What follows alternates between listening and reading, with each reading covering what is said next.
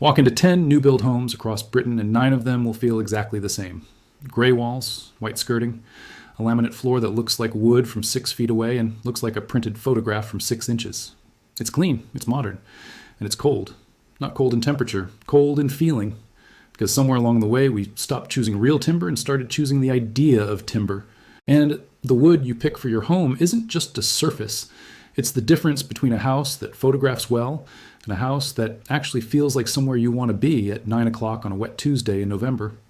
I've spent 20 years with sawdust in my clothes and wood shavings in my hair, restoring furniture that families were ready to throw on the skip. And in that time, I've noticed something odd.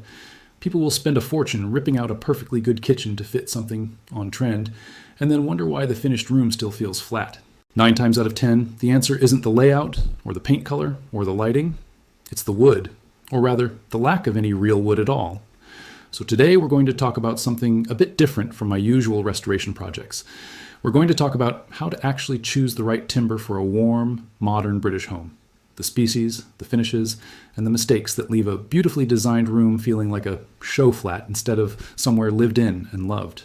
Why so many modern homes feel cold? Let's start with the problem, because there is one, even if nobody quite names it. Modern British interiors have leaned hard into a certain look over the last decade. Pale gray everything, matte black fittings, sharp lines, minimal clutter. On its own, none of that is a bad thing. Simplicity can be beautiful. But minimalism without warmth tips over into sterility, and the fastest way to lose warmth in a room is to strip out anything with real texture, grain, and history. Here's why it happens. Engineered boards, laminate flooring, and painted MDF furniture are cheaper, more consistent, and easier to mass produce than solid timber. A factory can print an oak pattern onto a sheet of fiberboard far faster than a forest can grow an actual oak tree. So the market fills up with wood effect surfaces, printed, laminated, veneered so thinly you could put your thumbnail through it. And most people never stop to ask whether it's real. The trouble is, your eye can be fooled by a photograph of wood grain. Your hand can't. Run your palm across a genuine oak worktop and you feel the open pores, the slight variation, the way light catches the medullary rays at an angle. Run your palm across a printed laminate and you feel nothing, because there's nothing there to feel. That disconnect between what your eyes expect and what your hand actually experiences is, I believe, a big part of why so many finished modern rooms still feel unfinished emotionally. Why do people replace real wood with the fake stuff instead of restoring or investing in the real thing? Cost is the obvious answer, and it's a fair one. Solid timber isn't cheap. But there's also a knowledge gap. Most people walking into a flooring showroom or a kitchen worktop supplier have no idea which timber species actually suits their home, their climate, or their lifestyle. So they default to whatever the salesperson pushes or whatever looks good in the showroom lighting, and they end up with something that photographs fine but never quite feels right underfoot or under the hand. That's what we're fixing today. Reading the room, what different timbers actually give you. Before you can choose the right wood, you need to understand what each species brings to a room, because they are not interchangeable, whatever the marketing suggests. Think of this section. The way I'd think of inspecting a piece of furniture before I touch it with a chisel. You assess before you act. British oak. This is the backbone of traditional British interiors, and for good reason. Oak has a strong, visible grain, a warm honey to mid-brown tone that deepens beautifully with age and light exposure and genuine structural strength. This is the timber that built cathedral roofs and naval ships. In a modern context, oak gives a room gravity. It doesn't disappear into the background the way paler woods can. If you want a floor, a staircase, or a kitchen island that feels like it belongs in a home with real history, even a brand new build, oak is very hard to beat. The trade-off is cost and weight. Oak is heavier and pricier than softwoods, and it can be prone to a slight yellow undertone in certain finishes if you're not careful. Ash. Often overlooked, ash is one of the best kept secrets for a warm but contemporary look. It's pale, almost blonde, with a straight, flowing grain that reads as clean and modern rather than rustic. Because it's lighter in tone than oak, ash works beautifully in smaller or darker rooms, where you want warmth without the visual weight of a deep brown timber. It's also flexible and shock resistant, which is why it's traditionally used for tool handles and sports equipment. Durability you don't always think about when picking a floor, but you'll be grateful for it once the school shoes and dog claws start doing their work. Walnut. If oak is warmth with weight, walnut is warmth with drama. Deep chocolate brown tones occasionally shot through with purple or gray undertones, and a grain that can be almost sculptural. Walnut is the timber I'd point people toward for a single statement piece. A dining table, a media unit, a set of kitchen cabinet fronts, rather than an entire floor, partly because of cost and partly because too much walnut in one room can tip from warm and characterful into dark and heavy. Used well, in contrast with pale walls or lighter secondary woods, walnut is one of the most striking timbers available for a British interior. European beech.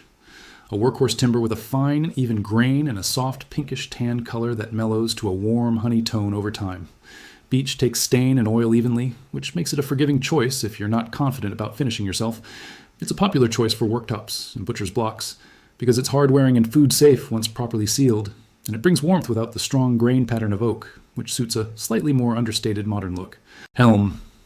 Once devastated by Dutch elm disease and now increasingly available again from managed woodland and reclaimed sources, elm has an interlocking, almost wild grain pattern that gives real character. It's a fantastic choice for a live-edge tabletop or a feature shelf, something that's meant to draw the eye and start a conversation. It's less suited to large, flat expanses like flooring, where that wild grain can start to feel busy rather than warm. Pine and other softwoods. Pale, affordable, and easy to work with, pine is often dismissed as the budget option. And in terms of price, it usually is. But used thoughtfully, pale pine flooring or paneling can bring a genuinely Scandinavian-influenced warmth to a room, especially when finished with a matte oil rather than a glossy varnish. The main thing to know about pine is that it's soft. It dents and marks more easily than oak or ash, so it suits lower traffic areas like bedrooms and studies better than a busy kitchen or hallway. Douglas fir and larch. Less commonly discussed than oak or pine, but worth knowing about, especially if you're working on ceiling beams, exposed rafters, or cladding. Douglas fir has a warm, slightly reddish tone and a very distinctive straight grain, and it's strong enough to be used structurally as well as decoratively, which is why you'll see it in barn conversions and vaulted ceilings across the country. Larch, meanwhile, is naturally resistant to rot, even without heavy chemical treatment, which makes it a popular choice for cladding and outdoor structures that still need to feel warm rather than utilitarian. Cherry, a refined, slightly reddish-brown timber that darkens beautifully with age and UV exposure. A cherry tabletop bought pale will deepen to a rich, amber red over a few years, entirely on its own. It's smoother and finer grained than oak, which makes it a lovely choice for furniture where you want warmth without heavy visual texture, such as a bedside table or a writing desk. Notice what none of these have in common with a printed laminate: variation. Every plank, every panel, every board is slightly different from the next, because it came from a living thing that grew slowly in a particular place, over decades. That variation is precisely what your eye reads as real, even if you couldn't explain why. Choosing timber for specific rooms and elements. Now let's get practical, because knowing the timbers is only half the job. The other half is matching the right species and finish to the right part of your home. Flooring. This is the single biggest opportunity to bring warmth into a modern space, because floor covers more surface area than almost anything else in the room. For a genuinely warm, contemporary British look, I'd point most people toward wide plank oak or ash, finished with a matte or hard wax oil rather than a high gloss lacquer. Gloss finishes reflect light in a way that can feel cold and showroom-like. A matte oil finish sinks into the grain, keeps the natural texture visible underfoot, and ages gracefully, rather than showing every scratch as a shiny scar. If budget is tight, engineered boards with a genuine timber veneer, not a printed laminate, can be a sensible compromise, provided the veneer is thick enough to sand and refinish at least once or twice over its life. Kitchen worktops and islands, solid oak or beech worktops bring immediate warmth to what is often the coldest room in a modern home, thanks to all that stone, stainless steel, and gloss cabinetry. A timber worktop softens the hard edges, literally and visually. If you want real drama, a single slab walnut island top, oiled rather than lacquered, becomes the natural focal point of the whole kitchen. Staircases and handrails.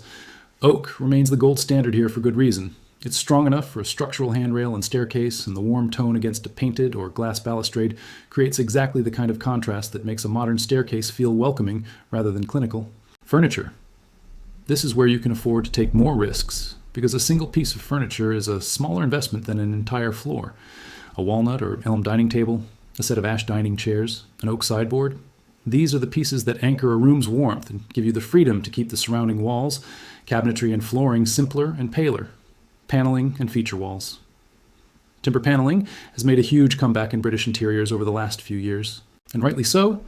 A run of vertical oak or ash slats on a single wall does more to warm up a room than almost any paint color could.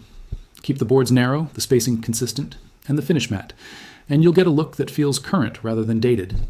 Choosing the wood itself is only part of the picture. The materials and colors you put alongside it will either amplify that warmth or fight against it. Pale, cool grays, the kind that dominated the last decade of British interiors, tend to work best against warmer, deeper timbers like oak or walnut because the contrast stops the gray from tipping into clinical territory. If your walls are already a warm, off-white, cream, or soft sage green, you can afford to go paler with your timber choice, using ash or pine without the room feeling washed out or one-note.